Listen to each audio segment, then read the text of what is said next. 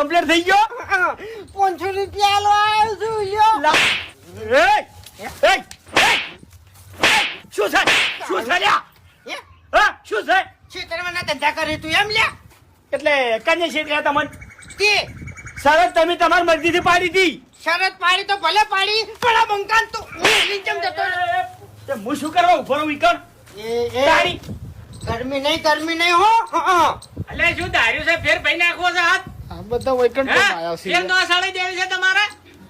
શું છે આ બધું સડી ગઈ નો તો બારે બાર સડી ગઈ મારો બદલો વળી ગયો